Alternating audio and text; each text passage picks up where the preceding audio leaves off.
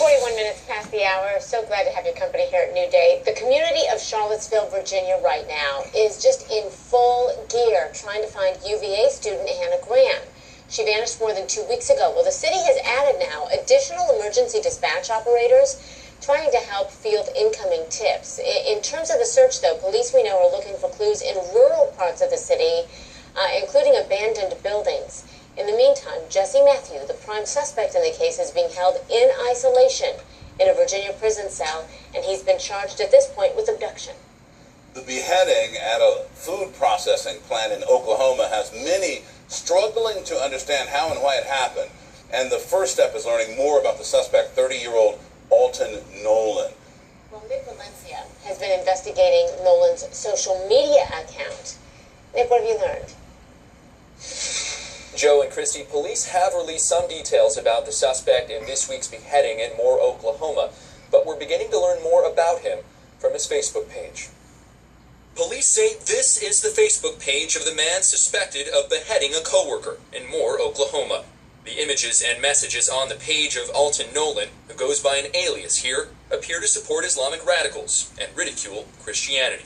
In recent posts, Nolan writes about Judgment Day and criticizes the United States and Israel. The posts are a mixed array, some more disturbing than others. It was on Thursday that police say Nolan brought horror to his workplace. He had just been fired from his job that day, only to return shortly afterward with a knife. He encountered the first victim and began assaulting her with a knife. He did kill Colleen and did sever her head. According to police, the suspect then began attacking a second woman when he was shot and stopped by an armed company executive. Mark Vaughn, son of the company's founder, is also a reserve sheriff's deputy. Officials say it was his actions that prevented more deaths. It could have gotten a lot worse. This guy definitely was not going to stop.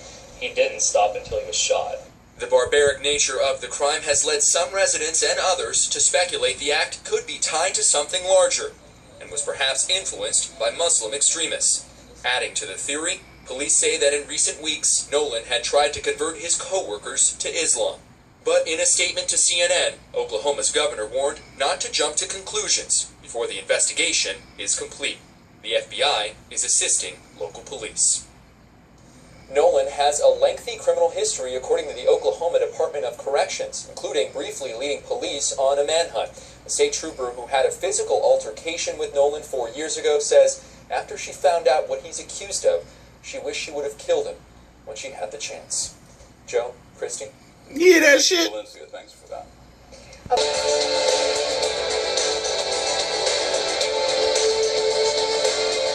Lots of news already on this Sunday morning. We're so grateful for your company. Good morning. I'm Christy Paul. And I'm Joe Johnson for Victor Blackwell. It is 7 o'clock in the East. We want to start with this breaking news. More violence in Ferguson, Missouri this morning. A white police officer shot in the arm during what began as a routine patrol stop. Police tell CNN the suspect is an African-American man, but the officer is recovering. Then just 3 hours later, an off-duty officer in nearby St. Louis was sprayed with gunfire as he drove his personal vehicle near the airport. That officer was not hit. No description yet of those suspects. Yeah, and at this point, neither incident appears to be tied to continuing unrest that we've seen in Ferguson over the shooting death last month of black teenager Michael Brown by a white officer. So George Powell's here. He's been following all the latest developments. George, what you got? John, Christy, good morning. So look, you're talking about an environment where any incident can really set off larger protests. That's really the environment that has been playing out for several weeks now. In this case, as you mentioned, we're talking about two unrelated incidents, but over the span of 3 hours, as we watched this play out on television, crowds started to grow. Rumors started to fly about what did or what did not happen. As we understand the facts, we put together a piece here, and we can show you what happened. Tense moments overnight in Ferguson, Missouri, after two separate shootings that happened within a span of hours. First, a Ferguson police officer was shot in the arm while on patrol. Authorities say he went in to do a building check and saw someone run away. When the officer got out of his car to chase, police say the suspect turned around and shot the officer. The incident drew crowds and raised nerves in a city already on edge from weeks of unrest. And the question many people were asking, is this in any way related to the protest, the Michael Brown protest? You know, I don't think it is. It didn't happen within the proximity of the protest area. This is an area that's fairly secluded, and I wouldn't have any reason to believe right now that it was linked in any way, shape, manner, or form with the protest. The shooting happened near the Ferguson Community Center. The officer survived, the wound said to be non-life-threatening. Exactly 3 hours later, another shooting took place, this time a drive-by on Interstate 70 near the St. Louis airport. Police say someone opened fire on an off-duty officer in his personal vehicle. The officer survived with a few minor injuries from broken glass and did not return fire. It's still unclear whether he was targeted or the victim of a random act of violence. Earlier in the night, Missouri Highway Patrol Captain Ron Johnson tried to speak to the crowds, hoping to diffuse any possible confrontations. What you got to say, sir? What I got to say is all this hate at the top. A police officer's been shot tonight. That's been shot. What? A police officer's been shot tonight. That's been shot. That's the only person that's got shot. Yeah, right. Okay. The police told me so. I'm going to ask you to leave, and I'm only going to ask you one time. I'm going to ask you one time. These are our streets. These are our streets. These ain't your streets. These are our streets. You know, you look at that last soundbite in the piece, and we were talking in the newsroom, many different ways to interpret that, to see that particular piece of sound. Some people said, you know, you heard the person say, "Oh, yeah, right." After, after he said nobody else was shot. An officer was shot. Right.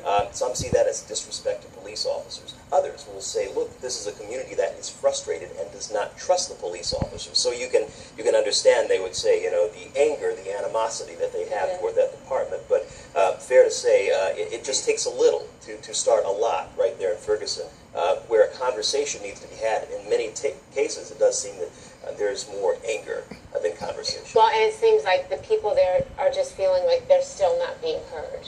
I mean, Yes. there's a lot. I think you feel the undertones of everything is this frustration that they're just not being heard. And I think you feel it on both ends, from the police standpoint as well as from the community. So it'll be interesting to see how they can find that balance and try to figure it out. And the community, look, they're waiting to find out what happens with Officer Darren Wilson. That has been pushed back now to next year. So where initially people were told it would happen mid-October, they're going to have to wait longer to find out what happens with him next. Yeah, this is a slow process. Thanks so much for It is. that, George, thank you. Gripped Ferguson since Michael Brown was killed. Aaron McPike is at the White House this morning. I want to talk about Aaron, what he said, and make note that Michael Brown's parents were in the audience last night, yes? Christy, that's right. And because his parents were there, President Obama did not want to speak to the investigation that the Department of Justice is doing, but he obviously did want to address the larger issues there, because he was speaking to the annual dinner of the Congressional Black Caucus, and of course, this issue has been top of mind to all of Congress, and especially those members. But listen to him discuss the larger issues. The anger and the emotion that followed his death awakened our nation once again to the reality that people in this room have long understood, which is, in too many communities around the country, a gulf of mistrust exists between local residents and law enforcement. Too many young men of color feel targeted by law enforcement, guilty of walking while black or driving while black, judged by stereotypes that fuel fear and resentment and hopelessness.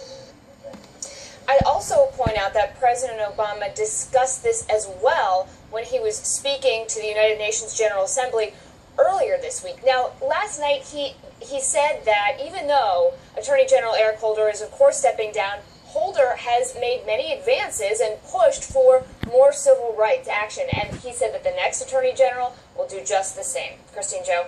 Alrighty, Aaron McPike.